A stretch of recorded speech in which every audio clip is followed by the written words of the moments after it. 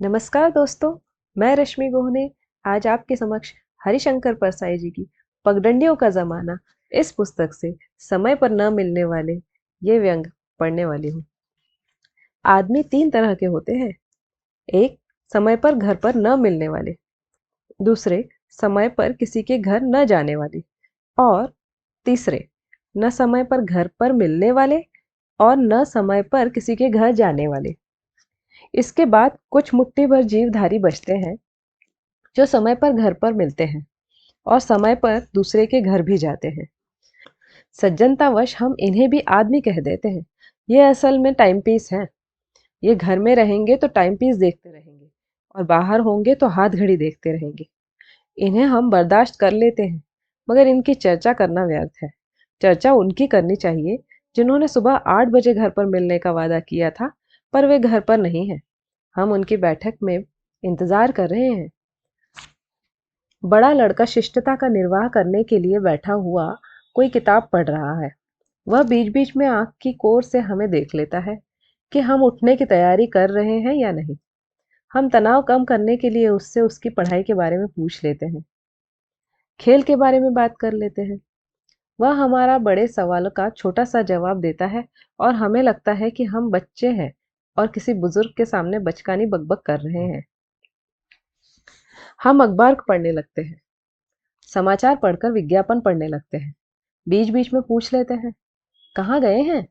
वह जवाब देता है, पता नहीं। कब तक आएंगे? पता नहीं। कुछ कह गए थे? कुछ नहीं। हम फिर अखबार देखने लगते हैं। लड़का ऊब उठता है। वह चाहता है कि हम टले, मगर हमें जरूरी काम है। भीतर औरतें परेशान हैं। उनका बाहर स्वतंत्रता से निकलना बंद है। पास ही दरवाजा है। भीतर औरतों की बातें सुनाई पड़ती हैं। यह अच्छा है। सवेरे आकर बैठ गया तो उठने का नाम ही नहीं लेता है। अरे कह दिया कि घर पर नहीं है तो जाता क्यों नहीं है? है कौन ये? अरे वही है। क्या नाम है उसका? कुछ काम धाम है नहीं तो यहाँ बैठे हैं वहां बैठे। पर इनकी भी तो आदत है कि जिस तिस को कह देते हैं कि घर आना। हमारा चेहरा लाल हो जाता है, कान की लोरियां जलने लगती हैं, मगर हमें जरूरी काम है। आखिर हम उठते हैं, लड़के से कहते हैं, अच्छा अब हम जाते हैं, कह देना कि हम आए थे। लड़का बहुत कम खुश होकर नमस्ते करता है और हमें विदा देता है। शाम तक वे कहीं मिल जाते हैं तो चौंक कर कहते हैं, अरे अरे, मैं तो भूल ही गया। तुम्हें बड़ी परेशानी हुई होगी ना? मुझे सख्त अफसोस है। अच्छा, कल 8 बजे आ जाओ, मैं तुम्हारा इंतजार करूंगा। दूसरे दिन 8 बजे हम फिर पहुंचते हैं। बड़ा लड़का फाटक पर आकर हमारे पूछने के पहले ही कह देता है, वे घर में नहीं हैं। कहाँ गए हैं? पता नहीं। कब लौटेंगे? पता नहीं। कुछ कह गए हैं? कुछ नहीं। वह फाटक तक इसलिए भागता आया है कि हम वहीं से लौट जाएं, मगर हमें काम है और हम खुद फाटक खोलकर भीतर आ जाते हैं। छोटा लड़का हमें देखकर दरवाजे से ही चिल्लाता भीतर भागता है, ओ अम्मा, वह फिर आ गया। हम बैठक में बैठ जाते हैं। बड़ा लड़का किताब पढ़ने लगता है। हम कल का अखबार पढ़ने लगते हैं। लड़का मुंह छुपाकर हंसता है। छोटे बच्चे दरवाजे पर आकर हमें देख जाते हैं। भीतर औरतों की भी बातचीत सुनाई देती है। लो, वह फिर आकर बैठ गया। बड़ा मट्ठर आदमी है। कह दिया कि आदमी घर में नहीं है तो जाकर अपना काम धाम क्यों नहीं देखता? काम धाम कुछ हो तो देखे। सब हंसती हैं। छोटा लड़का सारे परिवार की भावना समझकर दरवाजे पर आकर कहता है, ए, पापा बाहर गए हैं। हम अनसुना कर देते हैं। लड़का फिर कहता है, ए, पापा बाहर गए हैं। बड़ा लड़का इसे अनुचित समझता है। वह उसे डांटता है, ए मुन्ने, भाग यहां से। चुप। छोटा लड़का भाग जाता है, मगर फिर आता है। ए, पापा बाहर गए हैं। ए मुन्ने, चुप। चांटा खाएगा। मुन्ने को अब इस खेल में मजा आने लगा है। दरवाजे पर आकर बार बार कहता है, ए, पापा बाहर गए हैं। बड़ा लड़का उसे डांटता है तो वह खिलखिलाकर ताली बजाकर भीतर भाग जाता है। फिर आता है। हम उठते हैं, कहते हैं, पता नहीं वे कब आएंगे। अच्छा, हम चलते हैं। बड़ा लड़का बहुत खुश होता है।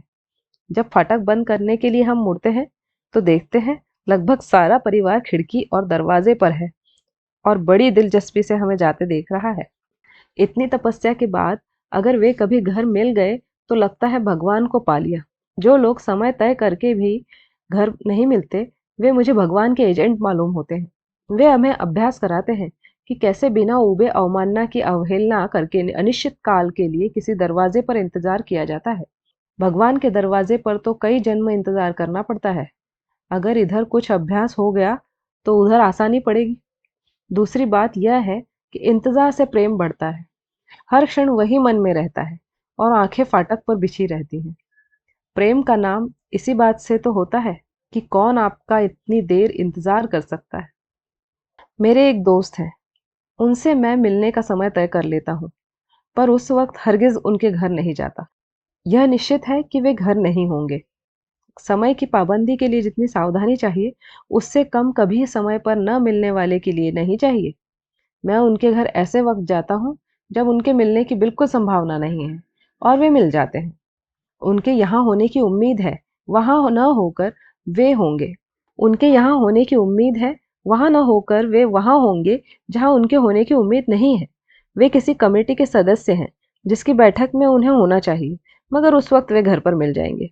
जब मेरा उनसे नया परिचय था और कुछ अनौपचारिकता बाकी थी, तब उन्होंने मुझे दूसरे दिन 11 बजे खाने पर बुलाया।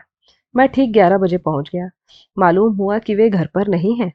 आते ही होंगे, यह सोचकर मैं बैठ गया। 12 बज गए तो मैंने उनके लड़के से पूछा, कहाँ गए हैं?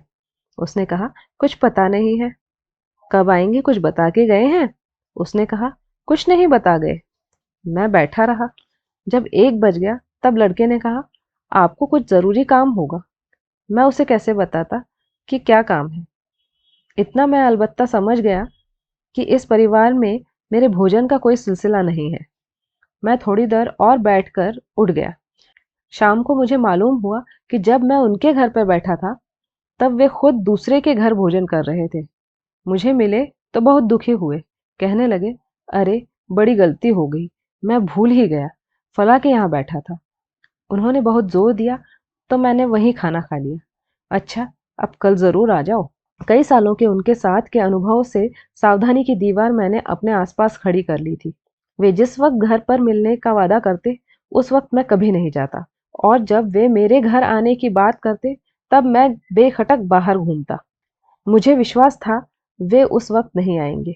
शाम को 7 बजे आने को उन्होंने कहा है तो सुबह 8 बजे तक भी आ सकते हैं। वे घर से इधर आने के लिए ही निकलेंगे, पर रास्ते में जो मिल जाएगा उसी के हो जाएंगे। उससे बातें करने लगेंगे, उसके घर चले जाएंगे, वहां खाना खा लेंगे, और तब उन्हें याद आएगा कि किसी से मिलने का वक्त तय किया था।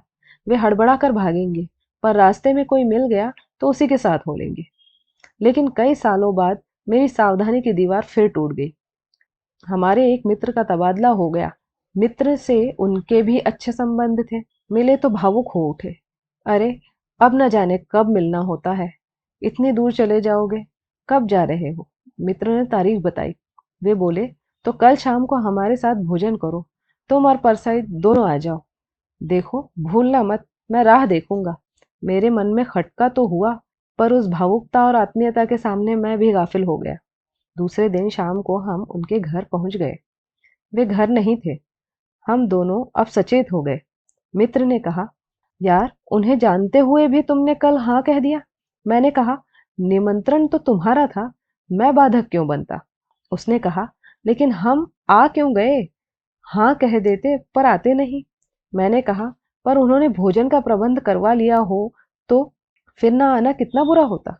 उसने कहा, कहाँ प्रबंध करवाया होगा यार, लड़के से पूछ लो ना। मैंने लड़के से पूछा, क्यों, वो कुछ कह गए हैं? वह बोला, जी नहीं, वे तो कुछ नहीं कह गए। हमने एक दूसरे की तरफ देखा, उठ पड़े। रास्ते में किसी ने बताया कि वे अमुक जगह बैठे हैं।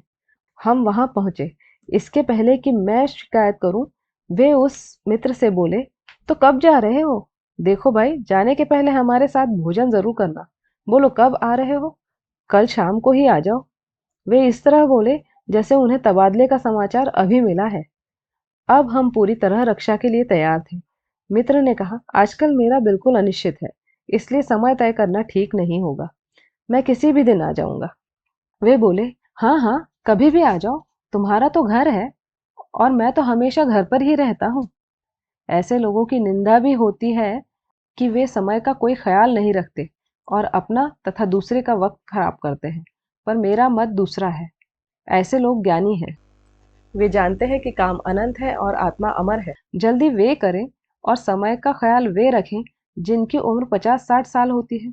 हमारी उम्र तो करोड़ों साल है, क्योंकि आत्मा कभी मरती नहीं। जो काम इस जन्म में पूरे नहीं हुए उन्हें अगले जन्म में पूरे कर लेंगे, या उसके बाद वाले में। इस बार आत्मा ने मनुष्य का चोला लिया है, अगली बार वह मेंढक का चोला भी ले सकती है। तब मेंढक के रूप में हम वे काम पूरे कर लेंगे जो आदमी के रूप में नहीं हो पाए। जल्दी क्या है?